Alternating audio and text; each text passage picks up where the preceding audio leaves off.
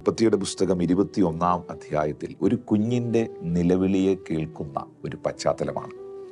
ഇഷ്മായേൽ എന്ന പൈതലിൻ്റെ നിലവിളിയെ കേട്ടുകൊണ്ട് മരുഭൂമിയിൽ ഒരു ഉറവ ദൈവം അവർക്ക് വേണ്ടി തുറക്കുകയാണ്. അബ്രഹാമിൻ്റെ വീട്ടിലെ ഉറവ ഹാഗാറിൻ്റെയും ഇഷ്മായേലിൻ്റെയും മുമ്പിൽ അടയുമ്പോൾ ബാലൻ്റെ പൈതലിൻ്റെ നിലവിളി കേട്ടുകൊണ്ട് സർവശക്തനാകുന്ന ദൈവം മറ്റൊരു ഉറവയെ അവർക്ക് വെളിപ്പെടുത്തി കൊടുക്കുകയാണ്. ദൈവം ഒരു ഉറവ നിങ്ങളുടെ മുമ്പിൽ അടയ്ക്കുന്നെങ്കിൽ നിങ്ങൾ കണ്ടിട്ടില്ലാത്ത മറ്റൊരു ഉറവ എവിടെയോ ദൈവം നിങ്ങൾക്ക് വേണ്ടി തുറന്നു വെച്ചിട്ടുണ്ട്.